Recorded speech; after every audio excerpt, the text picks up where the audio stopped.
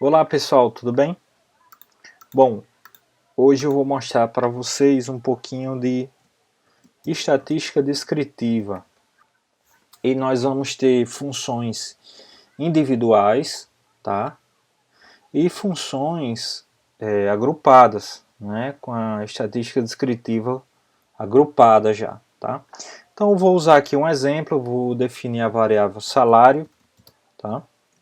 Salário vai ser igual a, eu vou abrir aqui C, e vai ser 300, 500, aliás, 350, 6.000, 340, 310, 380. Então eu vou definir aqui meu vetor numérico, vamos supor que isso aqui é o salário de um grupo de funcionários.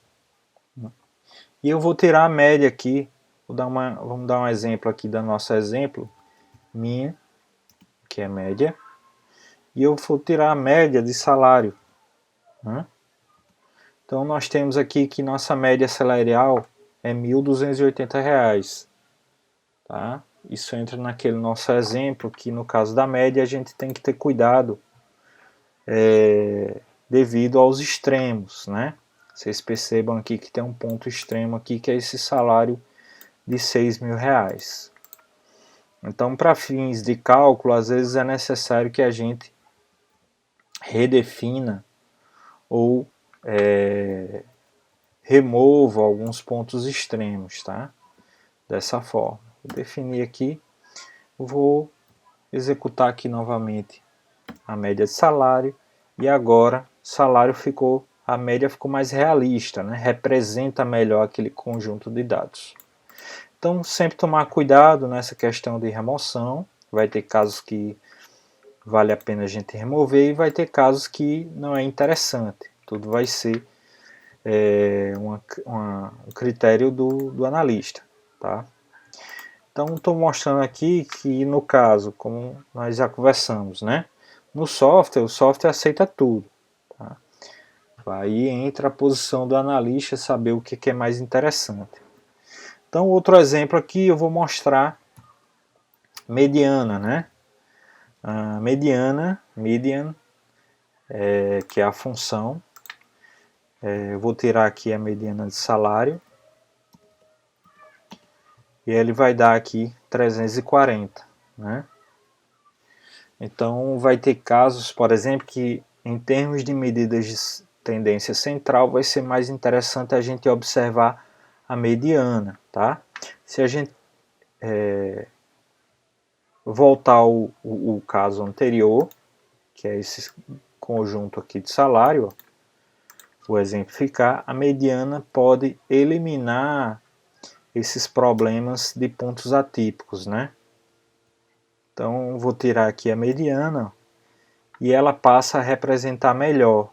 Então nesse caso aqui, estou mostrando a vocês que o uso da mediana às vezes não requer a remoção de pontos atípicos, tá bom? Então aqui está a função da mediana. Vou mostrar aqui também, vamos para outro exemplo, da moda, né? Vamos falar um pouquinho de moda. Vou criar uma variável aqui chamada x. X vai ser igual a... E vou definir aqui as observações. 2, 3, 4, 7, 9 e 10. Tá? Então definir aqui, está aqui x no meu ambiente de variáveis. Tá? Vou tirar agora a moda de x.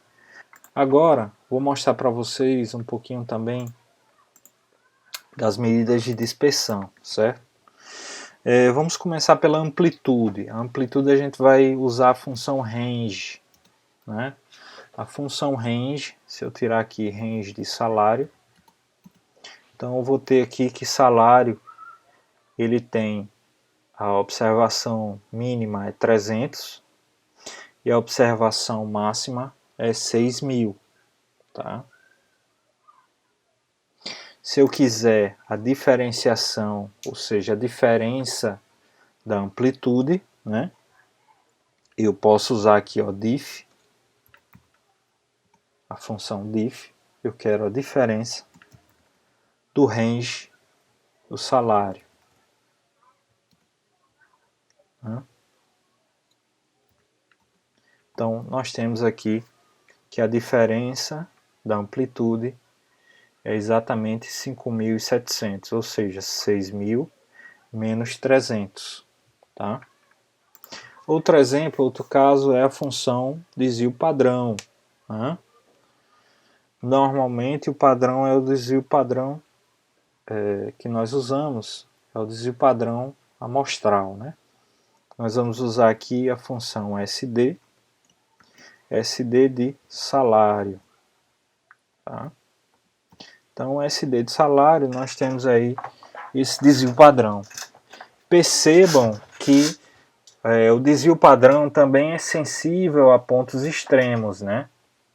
Então, é interessante, às vezes, no caso do uso do desvio padrão, eu remover esses pontos extremos. Então, se eu me remover, eu vou mostrar o exemplo de salário aqui novamente e vou remover 6.000, né? A observação que é o ponto extremo.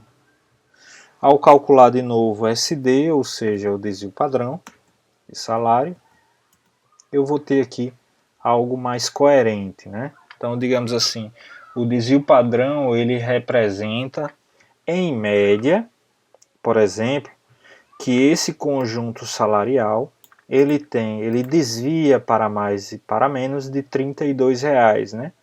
Se isso aqui fosse em valor monetário, tá bom? Outro elemento é a variância, né? Também bastante usada para identificar a variabilidade dos dados. Variância de salário, nós temos aqui. Note que a variância não está na mesma escala do conjunto de dados, mas o desvio padrão sim, o que torna o desvio padrão, né, mais utilizado do que a variância. Tá bom? Outro exemplo também vamos supor que você queira uniformizar melhor e usar o desvio padrão agora com base na mediana, né? Para não ter os problemas dos pontos atípicos. Então nós temos aqui o desvio padrão com base na mediana, que é o MAD. Tá? Então se eu tirar aqui MAD de salário, né, nós vamos ter aqui o desvio padrão com base na mediana. Tá bom?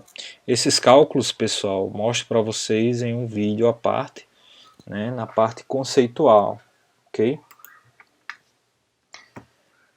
Vamos limpar aqui.